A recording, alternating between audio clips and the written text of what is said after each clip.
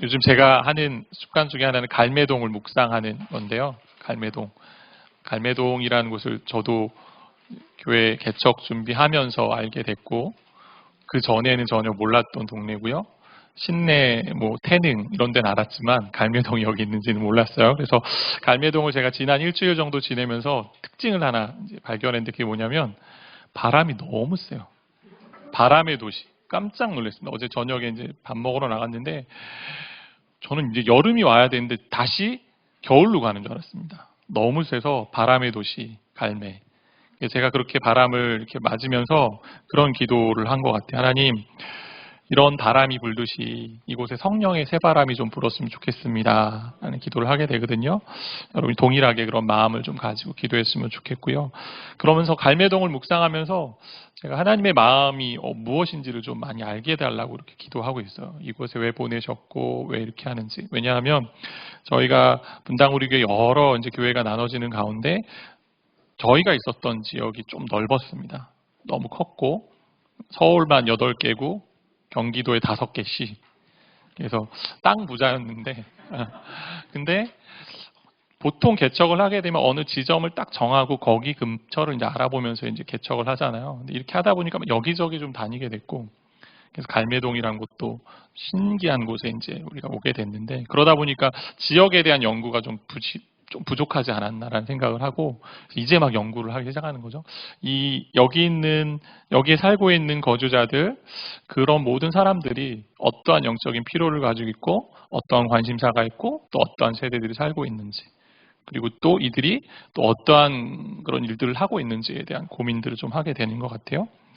왜냐하면 제가 이렇게 고민하면서 동을 고민한 이유는 이 지역에 이제 교회가 세워지게 됐는데, 그러면서 이제 우리 교회가 어떤 교회가 돼야 되는가도 같이 연관이 되어 있으니까 교회에 대한 고민들을 계속 하죠. 한두 주 정도도 교회에 대한 얘기를 하고 이제 다음 주제로 좀 넘어가게 될 텐데 이 도시에 대한 고민도 좀 하게 될 거고, 근데 고민하게 되면서 교회가 건강한 공동체가 돼야 된다는 그런 생각들을 하게 되는 것 같아요. 왜냐하면 새로 오신 분들 이야기하면서 나누면서 대부분 오신 이유가 뭐냐면 건강한 공동체, 건강한 교회, 그리고 어떻게 보면 행복한 성도가 되고 싶어서 교회를 찾아왔다라고 하시는 분들이 많았기 때문에 그렇거든요.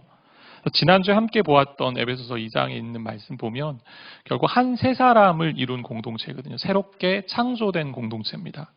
예전의 습성이나 그리고 예전의 어떤 기질이나 성향들이 이제 성령으로 변화되어서 그것이 살아있다 할지라도 성령으로 훈련된 기질과 성향을 가지고 새 사람이 되어 공동체가 된다는 건데요. 마치 물과 기름처럼 섞일 수 없는 원수와 같았던 유대인과 이방인들이 그리스도의 보혈로 말미암아 화목하게 되었는데, 그 화목을 유지하는 길은 성령 안에서 새 사람이 될 때 지속할 수 있다라는 거잖아요. 그래서 그런 이야기를 함께 나눴는데, 그러면서 어떻게 하면 그러한 공동체를 이루어갈 수 있을까? 계속 연이어 나오는 말씀이 교회에 대한 얘기예요. 19절부터 22절까지 이렇게 보면 교회를 여러 가지 이미지로 좀 다루는데, 그 중에 하나는 나라라는 이미지, 하나님의 나라, 또 하나는 오늘 우리가 봤던 것처럼 하나님의 권속 이렇게 되어 있고 가정이죠. 또 하나는 이제 다음에 볼 텐데 성전에 대한 이미지가 있는데요. 오늘 이제 한 가지에 집중해서 나라, 가족에 대한 얘기를 좀 하고 싶어요.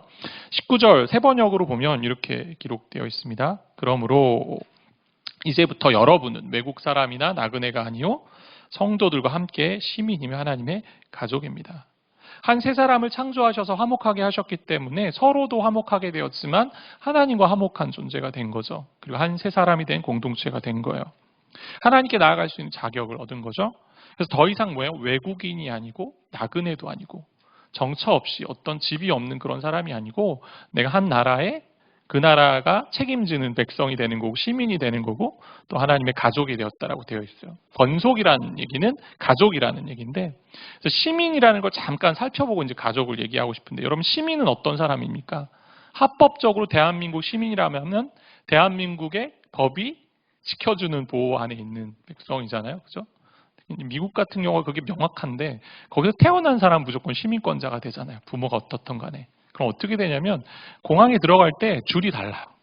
그죠? 보셨죠? 많이. 우리나라도 그렇잖아요. 우리나라 들어올 때 내국인, 외국인 줄이 다르듯이 그런 일들이 있는데, 제가 이민교회를 섬길 기회가 있었어요. 한 6년 반 정도 섬겼는데요. 젊은 청년들을 섬겼는데 제가 이민 청년들을 섬기면서 그들의 그런 어릴 적 어려움들을 많이 이제 간접적으로 경험한 것들이 있고 이야기를 들은 게 있어요. 그게 뭐냐면 1.5세들이 참 많았는데 1.5세 청년들이 부모님들이 한국에 살다가 아메리칸 드림을 꿈꾸고 미국에 왔는데요. 생각보다 녹록지가 않은 거예요. 적응이 쉽지 않았고 처음에는.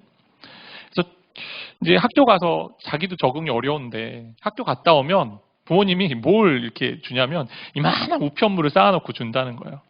근데 미국은 어떤 문화냐면 우편 문화가 되게 잘 돼 있습니다. 어지간해서 모든 게 다 우편물로 잘 가고요. 거의 없어지는 일이 없어요. 그래서 그 체크라고 이렇게 서명만 하면 쓸 수 있는 그 돈들을 우편으로 다 보내서 받아요. 다. 잃어버리지도 않고 거의 그런데 뭐 거의 그런 일이 없고. 근데 대부분의 그런 우편물에 뭐가 오냐면 광고가 많이 와요.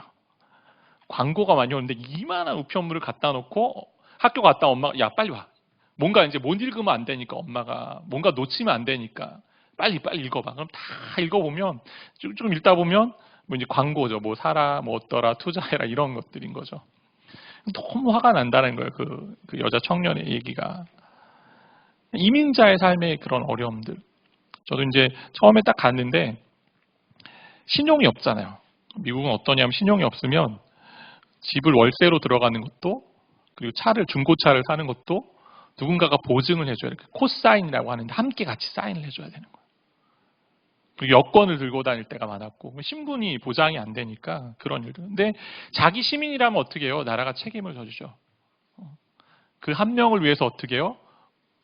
여러분 영화도 많이 보셨을 때문에 라이언 일병구하기 같은 것처럼 한 명을 위해서 가는 그런 나라 그런 것도 있는 거죠. 그런 나그네 외국인이 아닌 시민이 된 건데 거기서 멈추면 그냥 법적으로 많이 도와주는 거 이런데 하나님의 교회는 거기서 끝이 아니에요. 뭐예요?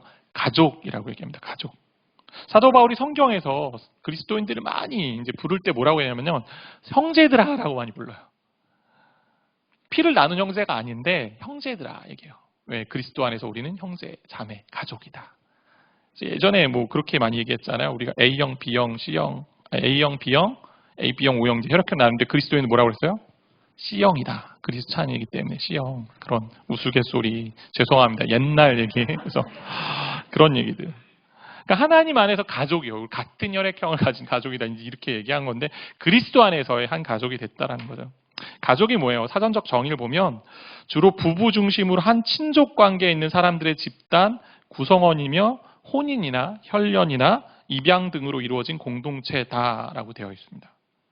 그러니까 가족이 세상의 집단과 다른 것이 있습니다. 이익 집단이 아니잖아요. 어떤 뜻, 목적, 의미 이런 거를 찾아내면서 뭔가를 해보겠다라는 정당도 아니고요. 회사가 아닙니다. 혈연과 입양으로 이루어진 것이죠. 그래서 가족의 정의 중에 제가 좋아하는 정의가 하나 있는데요. 한국에도 여러 책이 이제 알려진 존 오트버거라는 미국의 목회자가 계신데 그분이 가족의 정의를 이렇게 내려요. 가족을 어떻게 내냐면 가족은 구성원의 행복을 위해서 비이성적으로 헌신하는 그룹이다. 가족은 구성원의 행복을 위해서 가족을 위해서 그 행복을 위해서 그 자녀를 위해서 아내를 위해서 배우자를 위해서 비이성적으로 생각하지 않고 몸이 먼저 간다는 거죠. 뭐 어렵게 이제 문장이 되어 있지만 결국 몸이 먼저 간다. 자녀를 위해, 아내를 위해, 배우자를 위해, 가족을 위해, 부모를 위해 뛰어든다라는 거죠. 불을 뛰어들고 때로는 물속으로 뛰어들고. 그래서 가족이 어떤 곳이라는 것을 감동적인 이야기를 듣고 많이 알게 되잖아요. 근데 세상의 집단들은 어때요? 가족하고 다르죠. 자기의 이익에 맞아야. 그리고 나에게 도움이 되면 관계를 맺고 그렇지 않으면 관계를 끊어내는 일들을 하잖아요. 직장의 동료들, 때로는 학교에 다니는 이제 학생들. 많은 시간을 어떻게 보면 가족보다 직장의 동료와 학생들하고 같이 보내고 있는데 가족만큼 친밀해지지 않아요. 왜요? 결정적인 순간에 뒤를 돌이킬 수 있기 때문에. 손해보려 하지 않거든요. 내가 희생하려 하지 않습니다. 내 것을 찾는 게 결국 우리 인간의 본성이기 때문에 그렇다는 거죠. 하나님이 이방인과 유대인들을요, 하나된 가족으로 만드셨어요. 한 세 사람의 공동체. 그래서 하나님의 가족 공동체, 하나님의 집안 식구들로 우리를 만드셨다라는 거죠.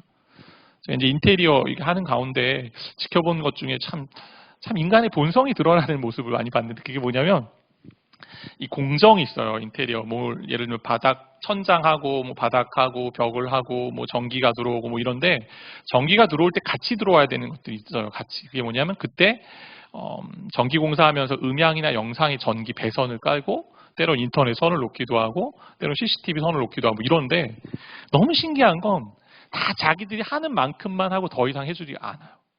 서로가 요청을 하는데 그건 당신이 하세요. 우리 거 아니에요. 그럼 이래요. 아니 어디 가는데 그것까지 해줬는데 왜 여긴 안 해줘요? 그럼 여긴 난 갔는데 그렇게 해준 적 없어요. 왜요? 거래 관계로 있으니까. 가족이 아니잖아요. 서로.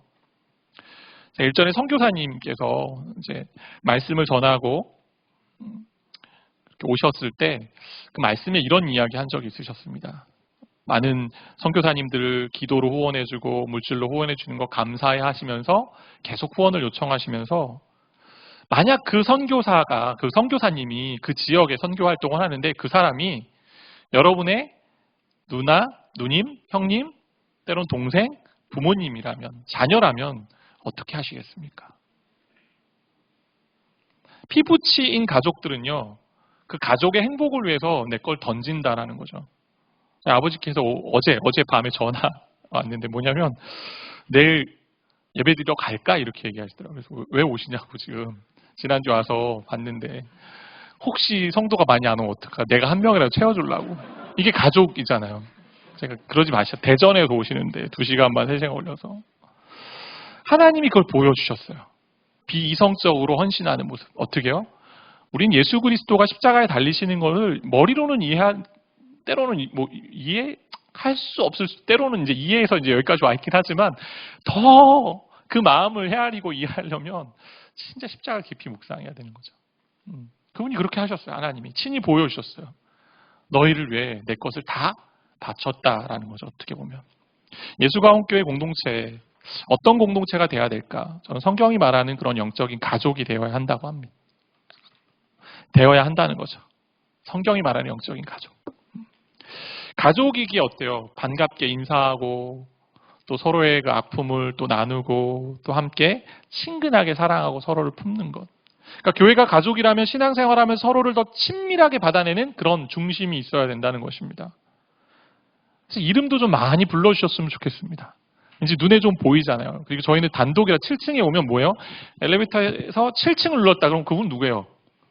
교회 오는 사람이에요. 그럼 이렇게 누른 거 보고 같이 내릴 때 멋스럽지 않게 인사하고. 그죠?